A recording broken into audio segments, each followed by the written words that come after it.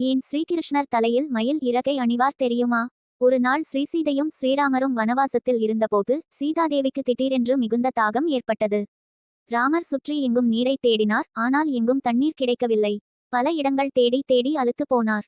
அப்போது ராமர் தியானத்தில் அமர்ந்து, ஓ வன தேவதைகளே, அருகில் எங்கு தண்ணீர் இருக்கிறதோ அந்த வழியை எனக்கு காட்டுங்கள் என்று பிரார்த்தித்தார். அப்பொழுது ஒரு மயில் வந்து ராமரிடம், சுவாமி, என்னுடன் வாருங்கள். இங்கு அருகிலேயே ஒரு பெரிய நீர்நிலையம் உள்ளது. நான் உங்களுக்கு வழி காட்டுகிறேன். ஆனால் இந்த பாதை மிகவும் கடினமானது. ஒருமுறை கூட கண் மூடினால் நான் எதுவழி செல்வதென்று தெரியாது. அதனால் ஒவ்வொரு 10 அடிகளுக்கும் ஒரு மயில் இறகை நான் கீழே விடுவேன். அதை பார்த்து கொண்டு எனது பின்னால் வாருங்கள் என்றது. ராமர் சிரித்துக்கொண்டு சரி என்று சொல்லி மயிலை வணங்கி அதன் பின்னால் நடந்தார். மயில் சாதாரணமாக தன் இறகுகளை எவருக்கும் விட்டுச் செல்லாது. ஆனால் மயில் தன் இறகுகளை விடும் போது அது விரைவில் இறக்கப் போகிறதென்பது அறிகுறி. அப்படியே அந்த அடர்ந்த காட்டில் மயில் தன் இறகுகளை விட விட்டுச் செல்ல ராமர் அவற்றை பார்த்து கொண்டு அதன் பின்னால் நடந்தார். இறுதியில் மயில் ஒரு பெரிய நீர்நிலையத்தின் அருகே ராமரை அழைத்துச் சென்றது. ஆனால் எல்லா இறகுகளையும் இழந்ததால் மயில் அங்கேயே ராமரின் கண் முன்னே விழுந்து உயிர் விட்டது.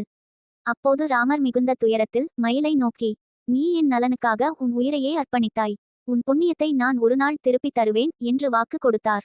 பின்னர் ஸ்ரீராமர் அவதாரம் முடிந்து ஸ்ரீகிருஷ்ணராக பிறந்தபோது சிறுவயதில் ஒரு மயில் இறகை தரையில் விழுந்ததை பார்த்து தன் தலையில் வைத்துக்கொண்டார்.